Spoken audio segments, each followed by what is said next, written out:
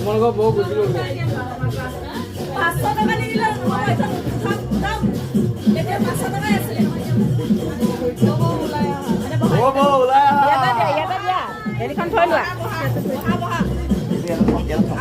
খোৱা